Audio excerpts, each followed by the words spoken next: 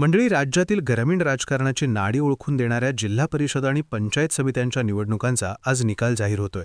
7 February रोजी पार पडलेल्या या निवडणुकांकडे संपूर्ण महाराष्ट्राचं लक्ष लागलेलं होतं. कारण याच निकालातून ग्रामीण मतदारांचा कल नेमका कोणाच्या बाजूने आहे हे स्पष्ट होणार आहे. या निवडणुकीत राज्यातल्या 12 जिल्हा परिषदा आणि त्या अंतर्गत येणाऱ्या 125 पंचायत समित्यांसाठी मतदान पार पडलं होतं.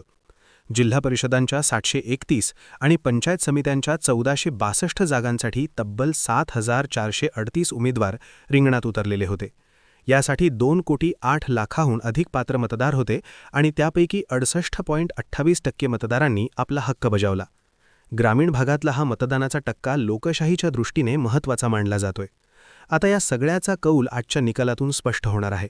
कुठे सत्ताधारी बाजी मारतात की विरोधकांना संधी मिळते, कोणत्या जिल्ह्यात कोणाचा गड मजबूत राहतो आणि ग्रामीण महाराष्ट्राचा सूर नेमक्या कोणाकडे झुकतो हे पाहणं आता उत्सुकतेचं ठरणार आहे. दरम्यान आत्तापर्यंत समोर आलेल्या निकालानुसार ही निवडणूक चुरशीची होताना दिसतीये. कुठे घराणेशाहीचा झेंडा रोवला गेलाय तर कुठे मोठ्या नेत्यांची प्रतिष्ठा पणाला लागलीय. अशाच काही चुरशीच्या निकालांचा घेतलेला हा सविस्तर आढावा. मंडळी, राज्याचं लक्ष लागलेल्या जिल्हा परिषद निकालांचे अपडेट्स आता समोर येऊ लागलेत. यातली एक महत्त्वाची अपडेट म्हणजेच माळशिरस तालुक्यातून भाजपने मोठी राजकीय खळबळ उडवून दिली आहे. मोहिते पाटील आणि जाणकर या दोन्ही दिग्गज राजकीय कुटुंबांना इथे एकाच वेळी धक्का बसलाय. माळशिरस तालुक्यातील दहिगाव जिल्हा परिषद गटात प्रचंड हाय व्होल्टेज ड्रामा पाहायला मिळाला. भाजपकडून माजी आमदार राम सातपुते यांच्या पत्नी संस्कृती सातपुते यांना मैदानात उतरवण्यात आलं होतं, तर त्यांच्या विरोधात शरद पवार गटाचे आमदार उत्तमराव जाणकर यांचे सुपुत्र जीवन जाणकर होते. ही लढत केवळ 2 उमेदवारांमधली नव्हती, तर 2 प्रभावशाली राजकीय घराण्यांच्या प्रतिष्ठेची लढाई बनलेली होती. अखेर या थरारात भाजपच्या संस्कृती सातपुते यांनी बाजी मारलेली आहे. जीवन जाणकर यांचा पराभव झालाय आणि दहिगाव गटात भाजपने गुलाल उधळलाय. विशेष म्हणजे दहिगाव गटातील दोन्ही पंचायत समित्यांवरही भाजपने विजय मिळवत आपली पकड अधिक मजबूत केली आहे. या निकालामुळे केवळ जाणकर कुटुंबालाच नाही, तर माळशिरसचे खासदार धैर्यशील मोहिते पाटील यांनाही मोठा धक्का बसलाय. माळशिरसमधील गुरसाळे गणातून अर्जुनसिंह मोहिते पाटील यांचा देखील पराभव झालाय. त्यामुळे मोहिते पाटलांचा बालेकिल्ला समजल्या जाणाऱ्या भागात भाजपने थेट शिरकाव करत राजकीय गणितच बदलून टाकली आहेत. या निवडणुकीदरम्यान संस्कृती सातपुते या विशेष चर्चेत राहिल्या होत्या. अवघ्या 4 महिन्यांच्या मुलीला घेऊन त्यांनी प्रचार केल्याचे फोटो आणि व्हिडिओ सोशल मीडियावर मोठ्या प्रमाणात व्हायरल झालेले होते. परिणामी अनेक महिलांमध्ये त्यांच्याबद्दल सहानुभूती निर्माण झाली. तर दुसरीकडे विरोधकांकडून मात्र सोशल मीडियातून यावर टीकाही झाली. दहिगावमध्ये पालकमंत्री जयकुमार गोरे यांची सभा सुरू असताना हे बाळ काही वेळ पालकमंत्र्यांच्या मांडीवर तर काही वेळ वडील राम सातपुते यांच्या मांडी खेळताना दिसलेलं होतं. त्यामुळे ते चर्चेचा विषय ठरलेला होता. या सगळ्या टीकेवर माजी आमदार राम सातपुते यांनी जाहीर सभेत संतप्त प्रतिक्रिया दिलेली होती. तुमची दुश्मनी माझ्याशी आहे, मग माझ्या 4 महिन्यांच्या लहान बाळाला लक्ष का करता, असा थेट सवालच त्यांनी विरोधकांना केला होता. इतकंच नाही तर देव तुमचं कधीच भलं करणार नाही, अशा शब्दात देखील त्यांनी आपली नाराजी व्यक्त केलेली होती. एकंदरीत पाहता माळशिरस तालुक्यातील ही निवडणूक केवळ जिल्हा परिषद किंवा पंचायत समितीपुरती मर्यादित राहिली नाही, तर माजी आमदार, खासदार आणि 2 प्रभावशाली घराण्यांची प्रतिष्ठा पणाला लागलेली लढत ठरलेली आहे. अखेर या लढतीत माजी आमदार राम सातपुते यांनी भाजपचं कमळ फुलवत निर्णायक विजय मिळवलाय. यासोबतच ढोकीतून एक निकाल समोर येतोय. तो म्हणजे ठाकरे गटाचे उमेदवार अमर समुद्रे आणि भाजपचे उमेदवार निहाल काझी यांच्यात इथं थेट सामना होता. मतमोजणीच्या प्रत्येक फेरीत दोघांच्याही मतांची तफावत अत्यंत कमी होती. अखेर शेवटच्या फेरीत निकाल स्पष्ट झाला आणि अमर समुद्रे यांनी अवघ्या 1 मताने विजय मिळवलाय. ठाकरे गटाचे अमर समुद्रे यांना 3,187 मतं मिळाली, तर भाजपचे निहाल काझी यांना 3,186 मतं मिळाली. केवळ 1 मताच्या फरकाने ठाकरे गटाने हा विजय खेचून आणला आहे. निकालानंतर ठाकरे गटाच्या कार्यकर्त्यांनी जल्लोष केला. दुसरीकडे माजी मंत्री आमदार तानाजी सावंत यांचे पुतणे धनंजय सावंत 2,187 मतांनी विजयी झाले आहेत. परांडा तालुक्यातील जवळा गटामध्ये बंडखोरी करत धनंजय सावंत यांनी अपक्ष निवडणूक लढवलेली होती आणि त्यांना भाजपने पाठिंबा दिलेला होता.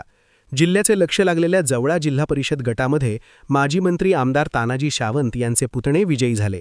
धनंजय सावंत यांनी बंड करून भूम, परांडा, वाशी मतदारसंघात जागा लढवल्या आहेत. भूम परांडाचे आमदार तानाजी सावंत यांचा हा मतदारसंघ आहे. धाराशिव जिल्ह्यातील महत्त्वाच्या लढतीमध्ये धनंजय सावंत यांची लढत होती. माजी मंत्री आमदार तानाजी सावंत यांच्या विरोधात धनंजय सावंत यांनी जिल्हा परिषदेची निवडणूक लढवली. भाजपा आमदार राणा जगजितसिंह पाटील, ठाकरे गटाचे आमदार ओमराजे निंबाळकर आणि शिवसेना शिंदे गटाचे आमदार आणि माजी मंत्री तानाजी सावंत यांनी जोरदार प्रचार केलेला होता.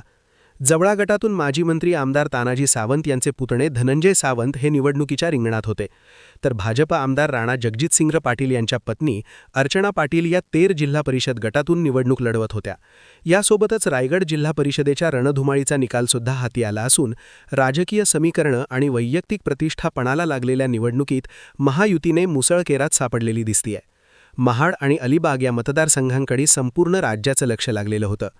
नडगावतर्फे बिरवाडी या प्रतिष्ठेच्या गटातून राज्याचे मंत्री भरत गोगावले यांचे सुपुत्र विकास गोगावले यांनी दणदणीत विजय मिळवलेला असून अलिबागमध्ये आमदार महेंद्र दळवींच्या पत्नी मानसी दळवी यांनी देखील विजयाचा चौकार मारलाय.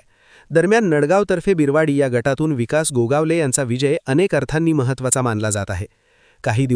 काही महिन्यांपूर्वी महाड नगर जिल्हा परिषद निवडणुकीच्या वेळी झालेल्या प्रकरणामुळे विकास गोगावले कायदेशीर कचाट्यात सापडलेले होते.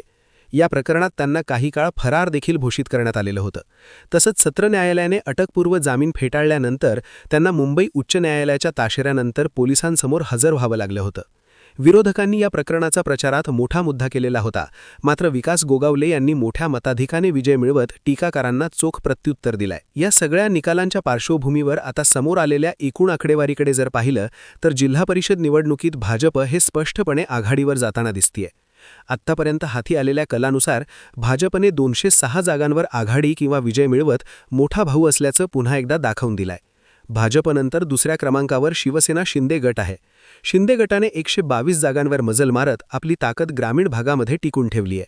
त्याच पाठोपाठ उपमुख्यमंत्री अजित पवार यांच्या राष्ट्रवादी काँग्रेसने 116 जागा मिळवून तिसरा क्रमांक पटकावलाय. आत्तापर्यंत जिल्हा परिषदांच्या एकूण 731 जागांपैकी 563 जागांचा कल हा स्पष्ट झालाय. या आकडेवारीनुसार भाजपची गाडी या राजकीय रेसमध्ये वेगाने पुढे जाताना दिसतीये. उर्वरित जागांचे निकाल समोर येत असताना या आघाडीत किती बदल होतो याकडे आता सगळ्यांचंच लक्ष लागलेलं आहे. एकूणच पाहता ग्रामीण महाराष्ट्रात भाजपचं वर्चस्व अधिक मजबूत होत असल्याचं चित्र या आत्तापर्यंतच्या निकालांमधून स्पष्टपणे समोर येत आहे. बाकी आता आत्तापर्यंत हाती आलेल्या कलांबद्दल तुम्हाला काय वाटतं हे आम्हाला कमेंट्स करून नक्की सांगा आणि अशाच माहितीपूर्ण व्हिडिओ पाहण्यासाठी आपल्या चॅनलला सबस्क्राईब करा. धन्यवाद.